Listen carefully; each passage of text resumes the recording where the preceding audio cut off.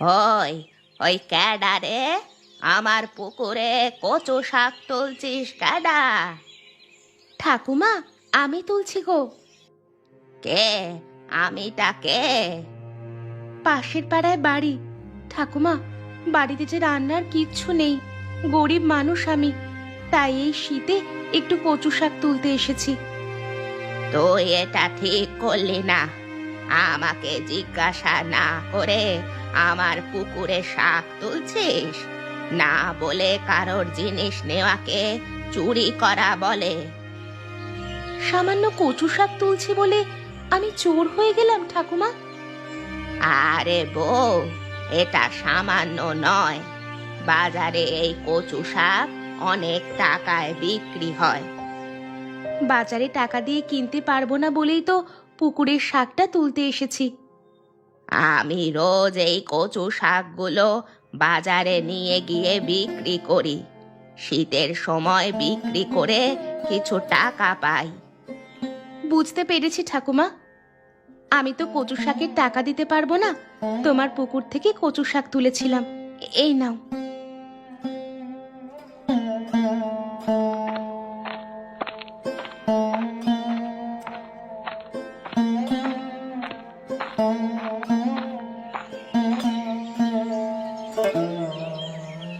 ঠাকুমা, তোমার কচু শাক কত করে?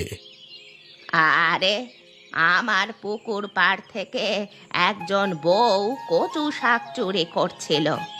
আমি যদি না যেতাম, সব কচু শাকগুলো ও তুলে নিত। এইগুলো তুলেছিল। 10 টাকা দে বাবা, আর শাকগুলো নিয়ে যা। লক্ষ্য রেখো তোমার পুকুর, কেউ না কেউ তোমার পুকুর থেকে মাছও চুরি করে নেবে। ঠিক বলেছিস শ্যামা।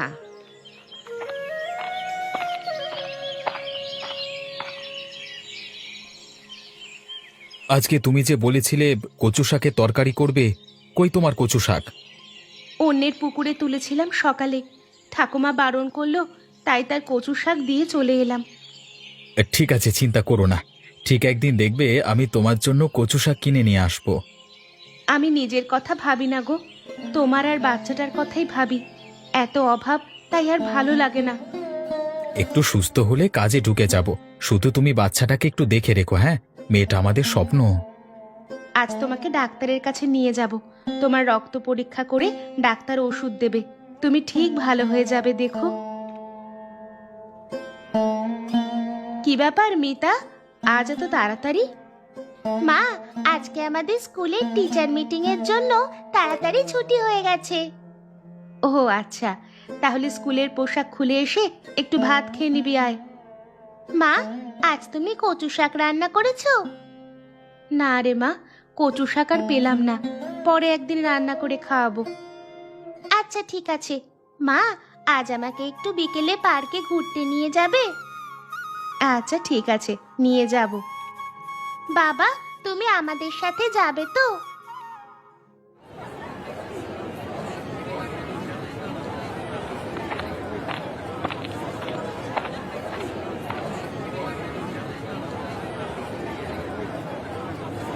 দেখ মিতা, ওখানে একজন ঠাকুমা কচু শাক বিক্রি করছে। এই নে, 20 টাকা নে, ঠাকুমাকে জিজ্ঞেস করবি সব শাকের কত দাম। যদি 20 টাকা হয়, তাহলে তুই সব নিয়ে নিবি।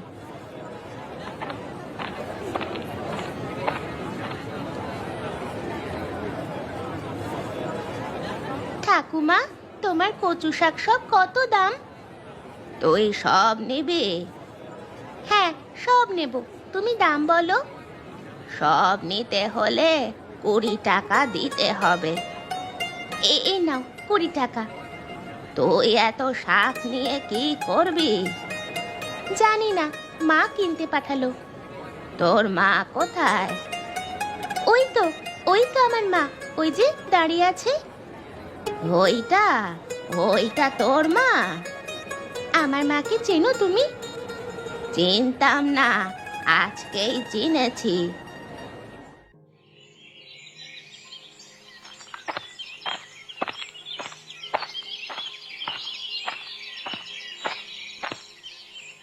কি গো, মেয়ে কচু শাক নিয়ে কোথায় যাবে? ঠাকুমা, যেখানেই যাই এই কচু শাক দেখে আবার বলো না আমি তোমার পুকুর থেকে চুরি করেছি। আরে না না, কাল বিকেলে তোর মেয়ে এসে আমার কাছ থেকে 20 টাকা দিয়ে কিনেছে। যাই হোক, বুঝে গেছো, চলি ঠাকুমা।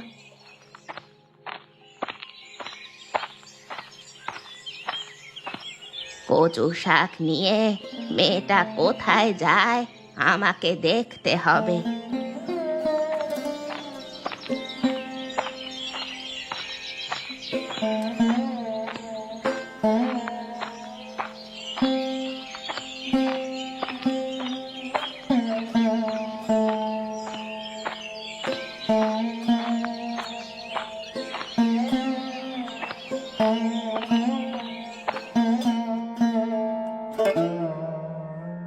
কিরে নয়ন, কি করছিস? এই যে রেশনের চালের এত কাঁকর, কাঁকর না বেছে রান্না করলে দাঁত একেবারে ভেঙে যাবে। এই নে কিছু কচু শাক, আজ রান্না করে খাবি। তোর বর কোথায়? সে জমিতে কাজে গেছে। আচ্ছা চলি রে, এখন বাড়িতে অনেক কাজ আছে। রিনাদি, এগুলো কোথায় পেলে গো? অনেক দিন এই শীতে কচু শাক খাওয়া হয়নি। আগে কত চারিদিকে হতো, তুলে এনে রান্না করতাম, এখন কিনেও পাওয়া যায় না। ঠিক বলেছিস, আসি রে এখন।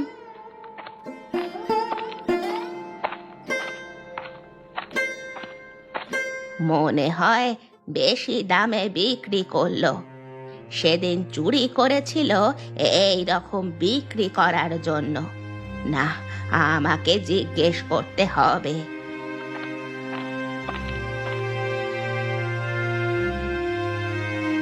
ইরে নয়ন, কচু শাকগুলো কত টাকায় কিনলি? ঠাকুমা, আমাদের নুন আনতে পান্তা ফুরায়, আমার কচু শাক কেনার মতো টাকাই নাই। রিনাদি আমায় এমনি দিয়ে গেল রান্না করবার জন্য। ও, আমি ভাবলাম বিক্রি করতে বেরিয়েছে। কেন, কি হয়েছে? সবাই না তোমার মতো কঞ্জুস নয়, সামান্য কিছু পাড়ার লোককে না দিয়ে বিক্রি করো।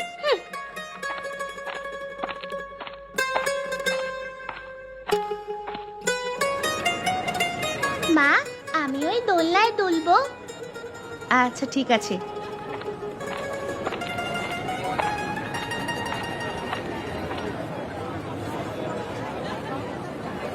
দিদি, আমার মেয়েটা একটু দোলনায় দোল খেতে চাইছে।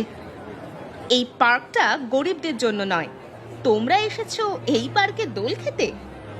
কোথায় লেখা আছে এই পার্কটা গরিবদের জন্য নয়? Don't try to be over smart, understand? You are villagers eating colocasia leaves. ইংরেজি বুঝি না, যা বলার বাংলায় বলো। সেই জন্যই বলছি, গ্রামীণ মানুষেরা এখানে আসে কেন? সামান্য ইংরেজিটাও বোঝে না যখন। How dare you, auntie? You don't have any right to insult my mother.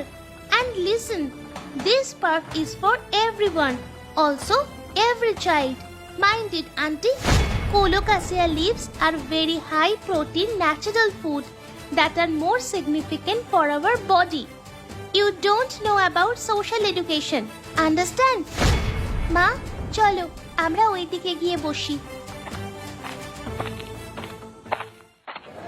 Mita, তুই ফরর ফরর করে কি সব ইংরেজিতে বলে গেলি মা?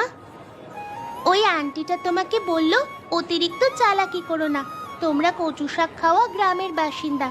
আমি এটা শুনে আমার মেজাজ ঠিক রাখতে না পেরে আমিও দিয়ে দিলাম। আমি বলেছি, আপনার সাহস কত, আমার মাকে অপমান করার অধিকার আপনার নেই। তারপর বলেছি কচু শাক আমাদের শরীরে এক প্রকার হাই প্রোটিন খাবার, তাছাড়া আপনার সামাজিক শিক্ষা জানা নাই। তুই তুই এত ইংরেজি জানিস? আমি তো জানতাম না রে মা। আমাদের স্কুলে বাংলার সাথে সাথে ইংরেজিটাও ভালো করে শেখায়, তাছাড়া ইংরেজি খুব সহজ। চল এবার বাড়ি ফেরা যাক মা।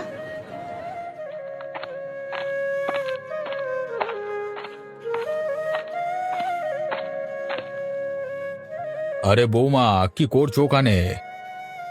এই যে কাকু, কিছু কচু শাক চাষ করছি, তুমিও কি ওই ঠাকুমার মতো কচু শাকের ব্যবসা শুরু করবে? আরে কাকা, না না, ওই ব্যবসা ট্যাবসা আমার দ্বারা হবে না। জানেন তো, আমাদের পাড়ায় প্রায় সবাই খুব গরিব। এই শীতে অনেকেই কচু শাক খেতে পায় না, দাম দিয়ে কিনতেও পারে না। তাই ভাবলাম এখানে একটু কচু শাক চাষ করলে অনেকেই খেতে পাবে এই শীতে। তুমি তো মহান মেয়ে। মহান টহান বুঝি না, আমার মনে হলো তাই করছি। তা অতীন কোথায়? ও কেমন আছে? ও এখন অনেক সুস্থ, আজ পাশের গ্রামের জমিদারের বাড়িতে কাজ করতে গেছে। বাহ, ভালো করেছে। অতীন অনেক দিন ধরেই অসুস্থ ছিল, সুস্থ হয়েছে, এটা শুনে ভালো লাগছে। কাকা, আমার কচু শাক হলে নিয়ে যাবেন, কাকিমা রান্না করে খাওয়াবে আপনাকে। সে আর বলতে, অবশ্যই নিয়ে যাব, এখন আসি।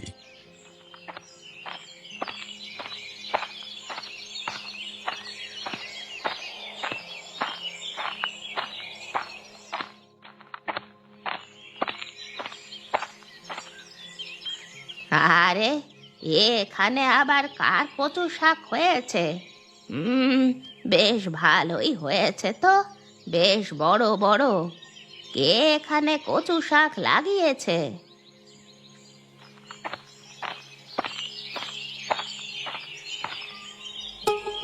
এই এই তুমি কচু শাক চাষ করেছো? হ্যাঁ, নিজে করেছি। কেন, কোনো অসুবিধা আছে? না, কোনো অসুবিধা নেই। তুমি তোমার জায়গায় কচু শাক চাষ করেছো, কার কি বলার থাকতে পারে। তাই কচু শাকগুলো কি বাজারে বিক্রি করতে যাবে? না না, বিক্রি করব না। তাহলে কি করবে এত কচু শাক? দেখি কি করা যায়।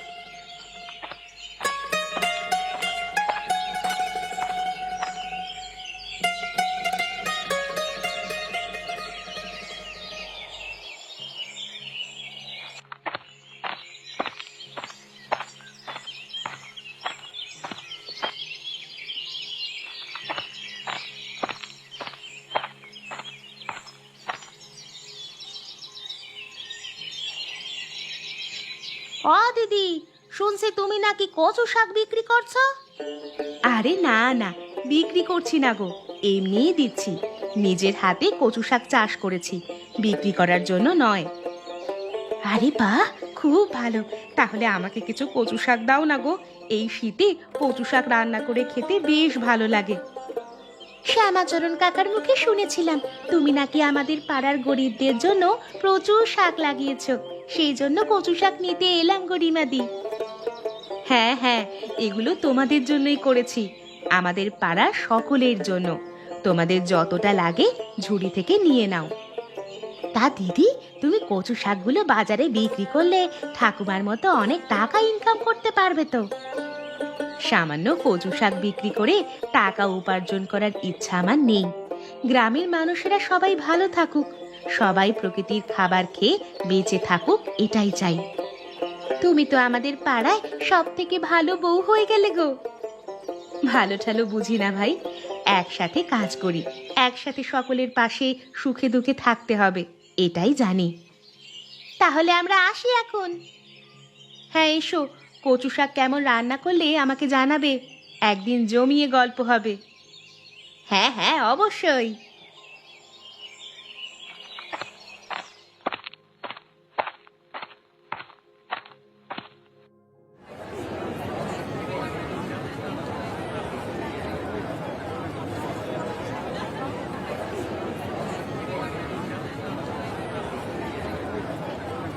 আরে, কচু শাক নিয়ে যাও, এই শীতে কচু শাক রান্না করে খেলে ভালো লাগবে।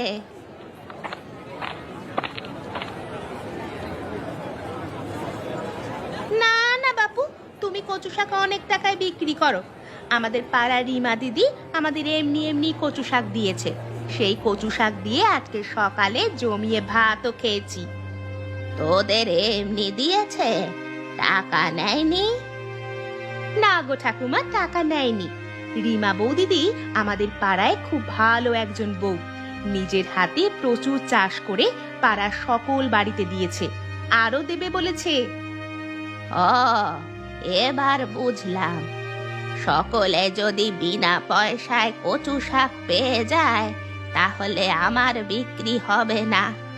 সে না বিক্রি হোক, কচু শাকগুলোকে গরু দিয়ে খাইয়ে দেব, তবু এমনি এমনি আমি কাউকে দেব না।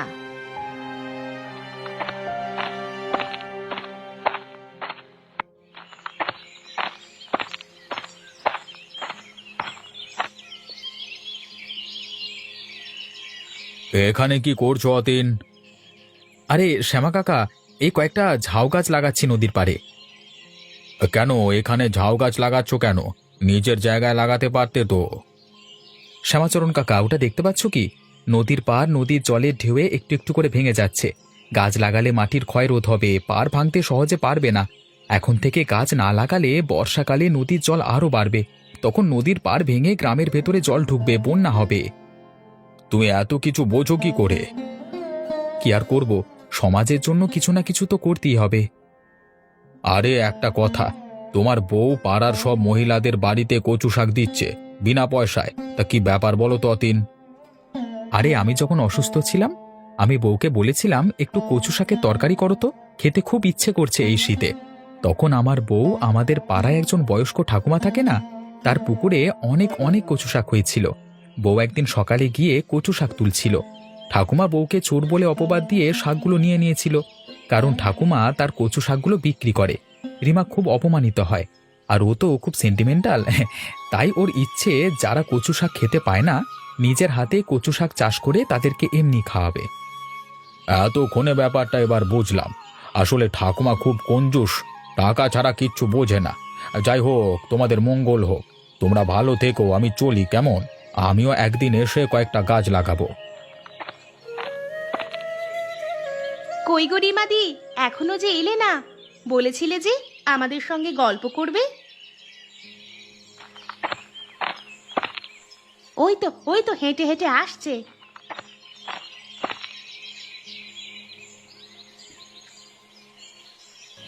তোমরা সবাই কেমন আছো? রিমাদি, আমরা খুব ভালো আছি, তোমার জন্যই অপেক্ষা করছিলাম। তা তোমরা আজকে কচু শাক রান্না করেছিলে? আজকে জমিয়ে রান্না করেছি, হ্যাঁ। আমি কচু শাকে একটু চিংড়ি দিয়ে দিলাম, সবাই আজকে একটু বেশি ভাত খেয়েছে। বাহ, খুব ভালো করেছো। আমার বর বলল কচু শাক ভাজা খাবে, তাই পেঁয়াজ লঙ্কা দিয়ে কচু শাক ভাজা করেছিলাম। খুব ভালো হয়েছে। তা দিদি, তুমি কি রান্না করেছিলে? আমি কচু শাক দিয়ে আলু বেগুন দিয়ে তরকারি বানিয়েছিলাম। মিতার বাবা কচু শাকের তরকারি খেতে ভীষণ ভালোবাসে। খুব ভালো করেছো গো রিমা দিদি। বাজারে গিয়েছিলাম, ঠাকুরমা কচু শাক বিক্রি করছে। আমাকে জিজ্ঞেস করেছিল কচু শাক নেবে কিনা। আমি বললাম না না, রিমা দি আমাদের এমনি এমনি দিয়েছে, তোমার কাছ থেকে টাকা দিয়ে কিনবো কেন? ঠাকুমার একটাও কচু শাক বিক্রি হয়নি গো, সব বাড়ি নিয়ে চলে গেছে। চলো এবার সবাই ওঠা যাক, বাড়িতে অনেক কাজ পড়ে আছে, আবার কোনো একদিন জমিয়ে গল্প হবে।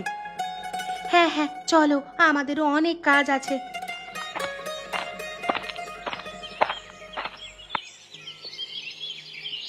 আরে কালকে তো দেখলাম ঠাকুমা রাস্তা দিয়ে হেঁটে হেঁটে বাজারে যাচ্ছিল, আজকে আবার কি হয়ে গেল? ঠাকুমা খুব অসুস্থ হয়ে গেছে, যক্ষ্মা হয়েছে, সেই জন্য কেউ ঠাকুমার কাছে যাচ্ছে না। ঠাকুমার কি হয়েছে? ঠাকুমার যক্ষ্মা হয়েছে, তাই ভেতরে কেউ যাচ্ছে না। ঠাকুমার তো মেয়ে জামাই আছে, তারা কেউ আসেনি? মেয়ে জামাই অনেক দূরে থাকে, তাদেরকে খবর দেবে কে? আর তাদের কোনোদিন এখানে আসতেও দেখিনি। তাদের মা কেমন আছে দেখতেও আসে না। ঠাকুমা শুধু টাকা টাকা করেই মরল। ঠিক আছে, তোমরা এখানে থাকো, আমি একজন ডাক্তার ডেকে নিয়ে আসি।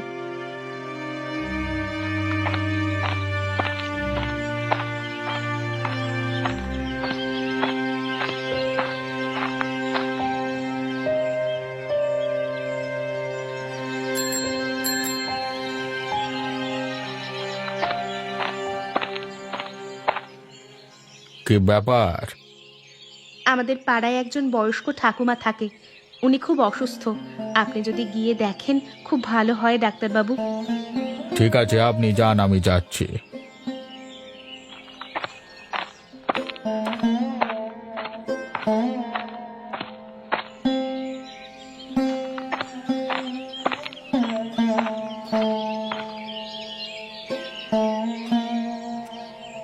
কই ডাক্তার এলো না তো?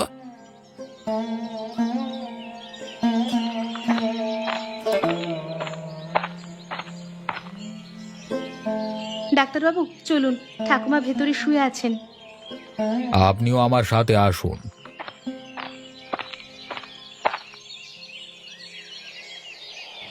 ঠাকুমা, তোমাকে ডাক্তার দেখতে এসেছে। ঠাকুমার যক্ষা হয়েছে, সাবধানে থাকতে হবে। আমি ওষুধ লিখে দিচ্ছি। পোশাক আশাক, বিছানাপত্র, ঘরদোর খুব পরিষ্কার করতে হবে। আর যক্ষা খুব ছোঁয়াচে রোগ, সেরকম সবাই যেন না আসে। এই মেডিসিনগুলো খাওয়াতে হবে। ডাক্তারবাবু, আপনার ফিসটা তো আমি নিয়ে আসিনি, পরে আপনার বাড়িতে আমি পাঠিয়ে দেব। ঠিক আছে, ফিস দিতে হবে না। একটু পরিচর্যা করতে হবে ঠাকুমাকে, তাহলেই তাড়াতাড়ি সুস্থ হয়ে যাবে।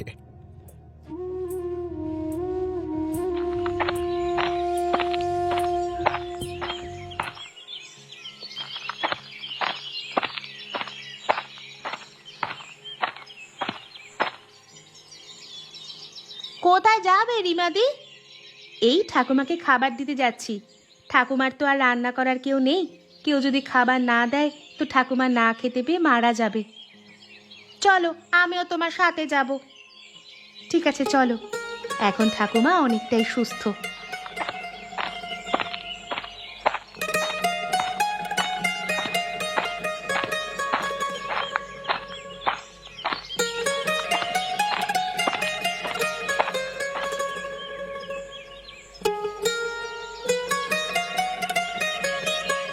ঠাকুমা, তোমার জন্য ভাত এনেছে কো রিমা দিদি, খেতে বসো। ঠাকুমা, ভাতগুলো খেয়ে নিন। তোমাদের জন্য এই যাত্রায় আমি বেঁচে গেলাম। তোমাদের জন্য নয়, শুধুমাত্র রিমা দিদির জন্য। রিমাদি সেবা না করলে তুমি এই বেলা পটল তুলে দিতে গো। আমি আমার কর্তব্য করেছি শুধু। ঠাকুমা, এসব কথা না বলে ভাত খেয়ে ওষুধটা খেয়ে নেবেন। চলুন, আমি আবার বিকেলে দেখতে আসব। আজ থেকে আমার যা কিছু চাষ হবে কিছুই আর বিক্রি করব না। আমার অনেক শিক্ষা হয়ে গেছে। গ্রামের মানুষদের পাশে থাকতে হবে। তাই তোমরা সবাই যার যা লাগবে সব নিয়ে নেবে।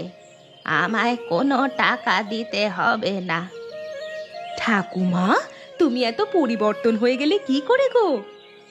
রিমা বউ আমার চোখ খুলে দিয়েছে। একদিন আমার পুকুর থেকে রান্না করার জন্য কচু শাক তুলেছিল। আমি এসে গালাগাল করে চোর বলে কচু শাকগুলো নিয়ে চলে গিয়েছিলাম। সেই কচু শাক আমি বিক্রি করেছি। তার শাস্তি আমি পেয়ে গেছি। রিমাদি তাহলে তোমার চোখ দুটো খুলে দিয়েছে।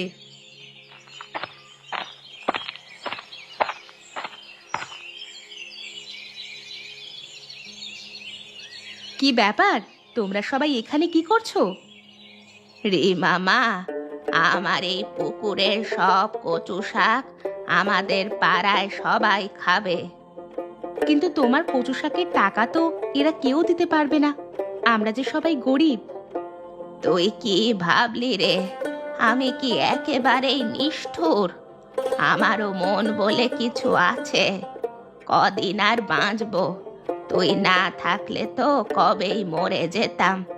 তাই শুধু কচু শাক নয়, আমার বাগানে যা যা সবজি চাষ হয়, যা ফল চাষ হয়, সব আমি পাড়ার গরিবদের দেব। আরে ঠাকুমা, তুমি তো অনেক পরিবর্তন হয়ে গেছো।